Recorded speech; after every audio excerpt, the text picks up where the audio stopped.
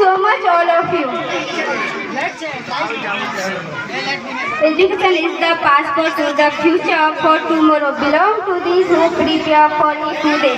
Education is the most powerful weapon we can change the world. Know the person who has consumed himself to change the society and light the darkness in the life of your children. The teacher of PCC, Mr. Bilal sir, is requested to come on the stage and address the audience. Please a big round for Abba sir to be person on the stage.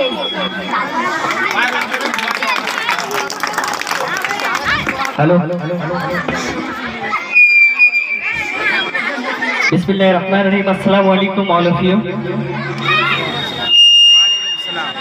सबसे पहले तो मैं यहाँ पर शुक्रिया अदा करना चाहूँगा सभी दर्शकों का, सभी बच्चों का, सभी बुजुर्गों का, सभी साथियों का, सभी दोस्तों का और आए हुए सभी मेहमानों का जो इतने भारी तादाद में आज के इस हमारे प्रोग्राम में आए हैं। और मैं कहना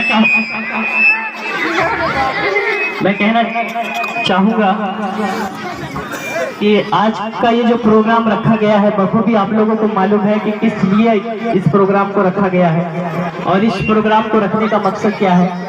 26 जनवरी यानी कि गणतंत्र दिवस के इस महान अवसर पर खुशी मनाने के साथ साथ एजुकेशन से रिलेटेड, शिक्षा से रिलेटेड, पढ़ाई से रिलेटेड और इल्म से रिलेटेड बातें यहाँ पर बच्चे आप लोगों के सामने रखेंगे।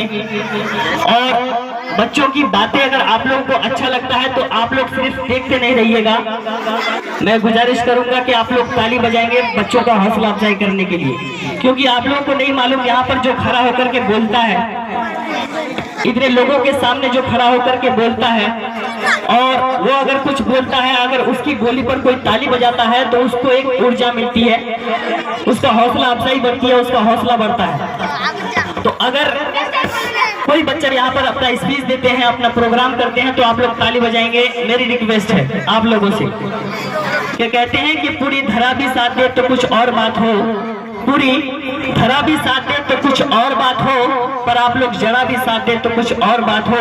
यूं तो एक पांव से भी चलते हैं लोग, यूं तो एक पांव से भी चलते हैं लोग, पर दूसरा भी साथ दे तो कुछ और बात हो। जी हाँ, दूसरा भी साथ दे तो कुछ और बात हो। और कहते हैं कि हर एक कपड़े का टुकड़ा माँ का आंचल हो नहीं सकता, हर एक कपड़े का टुकड़ा माँ का आंचल हो नहीं सकता, और जिसे दुनिया पाना हो वो पागल हो नहीं सकता, जिसे दुनिया पाना हो वो पागल हो नहीं सकता। और जब तक तालियां ना शामिल हो आप जैसे प्यारे प्यारे दर्शकों का, इस महफिल का किस्सा पूरा हो नहीं सकता। और इस बड़े मजमे को देखकर मेरे दिल से बस यही बात निकल रही है कि हम अपनी जान की दुश्मनों को भी जान कहते हैं, हम अपनी जान के दुश्मनों को भी जान कहते हैं और मोहब्बत के इस मिट्टी को हिंदुस्तान कहते हैं। इसीलिए तो अल्लामा इकबाल कहते हैं कि सारे जहां से अच्छा, बोलिए सारे जहां से अच्छा हिंदुस्तान हमारा, सारे जहां से अच्छा हिंदुस्तान हमारा, हम बुलबुले हैं इसकी ये गुलिस्ता हमारा। और गुर्बत में हूँ अगर हम रहता है दिल वतन में, गुर्बत में हूँ अगर हम रहता है दिल वतन में, समझो वही हमें भी दिल हो जहां हमारा, समझो वही हमें भी दिल हो जहां हमारा।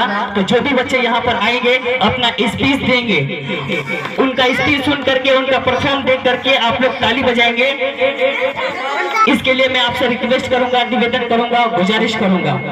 और अगर फिर भी आप लोग तालियां नहीं बजाएंगे तो मैं कहना चाहूंगा कि जिस तरीके से हर एक जीजा को तालियां अच्छी लगती है उसी तरीके से हर एक महफिल में तालियां अच्छी लगती है। तो अगर कोई बात अच्छी लगे तो प्लीज आप लोग तालियां बजाइएगा, क्योंकि यहाँ के बच्चों ने आप लोगों को एंटरटेन करने का और आप लोगों को मोटिवेट करने का, शिक्षा क्या होता है, इल्म क्या होता है, नॉलेज क्या होता है और हमें किस तरीके से अपनी जिंदगी को गुजारना चाहिए और किस तरीके से हमें शिक्षा के क्षेत्र में आगे जाना चाहिए, उससे रिलेटेड बहुत सारी बातें आप लोगों को सुनने को मिलेगी यहाँ पर। तो आप लोग धैर्य बना करके खड़े रहेंगे और बच्चे जो बात कहेंगे उसको ध्यान से सुनेंगे। मेरी आप लोगों से रिक्वेस्ट है, गुजारिश है, निवेदन है।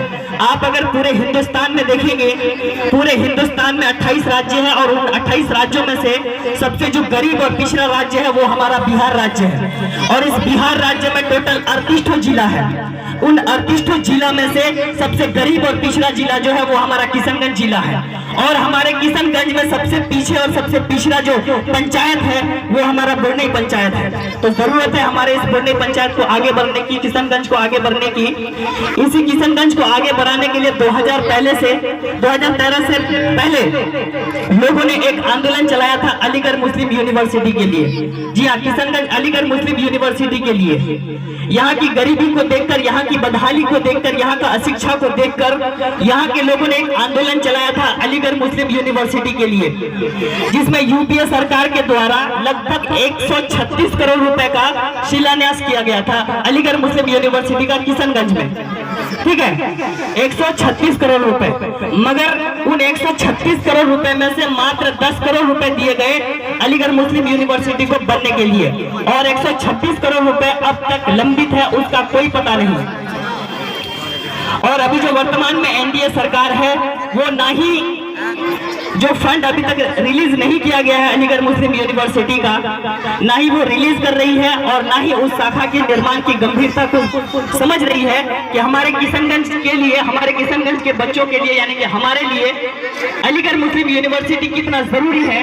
अगर अलीगढ़ मुस्लिम यूनिवर्सिटी किशनगंज में बन जाता है तो यहाँ के जो बच्चे हैं उसको उच्च शिक्षा के लिए बाहर नहीं जाना पड़ेगा, बल्कि ज्यादा से ज्यादा शिक्षा, उच्च शिक्षा वो यही से हमारे किशनगंज डिस्ट्रिक्ट से ले सकते हैं और पढ़ सकते हैं। तो इसी के लिए बहुत सारे लोगों ने सोशल मीडिया के जरिए, फेसबुक के जरिए, व्हाट्सएप के जरिए, ट्विटर के जरिए एक आंदोलन चलाया गया है कि रिलीज करो जो अलीगढ़ मुस्लिम यूनिवर्सिटी का फंड है, उसको रिलीज करने के लिए ट्विटर के द्वारा 26-27 यानी कि आज 26 तारीख है और 27 तारीख को ट्विटर में चलाया जाएगा आंदोलन।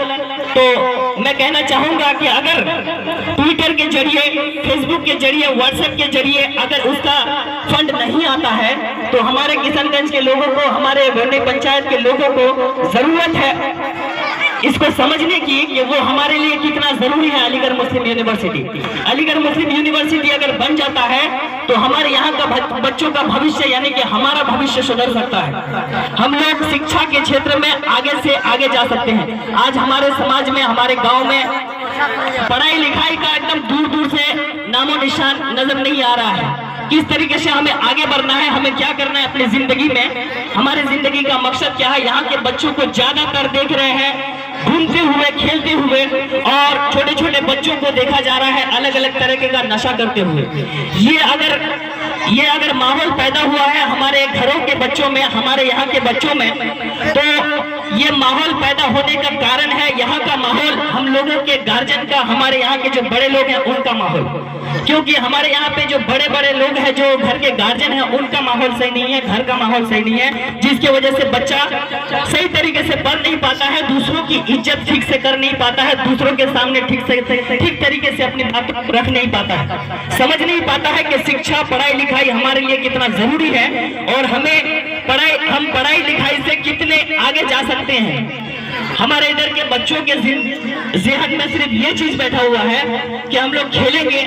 आजकल एक गेम निकला हुआ है फ्री फायर और क्या कहते हैं पबजी, उसी में लगे हुए रहते हैं, और छोटे छोटे जो बच्चे हैं वो नशा करने में लगे रहते हैं, इसी में एकदम मगन है। ये नहीं जानते कि शिक्षा, पढ़ाई लिखाई से आदमी क्या कर सकता है। देखिए, दौलत मायने नहीं रखता है। आप अगर दौलत जिंदगी में हासिल करेंगे तो आपको लोग, जब तक आपके पास दौलत है उसी हिसाब से आपको इज्जत देगी, मगर दौलत जैसे आपके पास से खत्म हो जाएगा आपको पूछने वाला कोई नहीं होगा। मगर आपके अंदर अगर इल्म है, तालीम है, नॉलेज है, तो आप जिंदगी के, दुनिया के किसी भी क्षेत्र में जाए, वहां पर जाकर के अपने आप को बेहतरीन तरीके से रख सकते हैं, बेहतरीन तरीके से अपने आप को साबित कर सकते हैं और किसी भी क्षेत्र में आप उन्नति कर सकते हैं। तो मेरी यहाँ के लोगों से रिक्वेस्ट है कि आप लोग अपने बच्चों को पढ़ाइए, पढ़ाइए, पढ़ाइए, क्योंकि डॉक्टर बाबा साहेब भीमराव अंबेडकर जो है वो कहते हैं कि शिक्षा शेरनी का वह दूध है जो भी इसको पिएगा वो धारेगा। यकीनन शिक्षा शेरनी का दूध है, जो भी शिक्षा हासिल कर लिया और सही तरीके से शिक्षा हासिल कर लिया वो दहाड़ता हुआ नजर आएगा और दहाड़ेगा अपने क्षेत्र की उन्नति के लिए, अपने आजू बाजू के, अपने गांव की उन्नति के लिए वो कुछ कर सकता है। अगर शिक्षा हासिल नहीं कर सकता है तो फिर यूं ही घूमते फिरते जिस तरीके से हमारे बाप दादाओं का जिंदगी गुजरा है, बदहाली में, गरीबी में, और कोई लोग जानते नहीं थे, उसी तरीके से हमारे बच्चों का भविष्य भी खत्म हो जाएगा, गुजर जाएगा। तो आप लोग जिस तरीके से हमारा जिंदगी गुजर गया, ये ना सोचे कि गरीबी में, बदहाली में, अशिक्षा में जिस तरीके से हमारी जिंदगी गुजर चुकी है, उसी तरीके से हमारे बच्चों का जिंदगी तो गुजरे। मैं यहीं तक अपनी बातों को खत्म करना चाहूंगा और फिर से मैं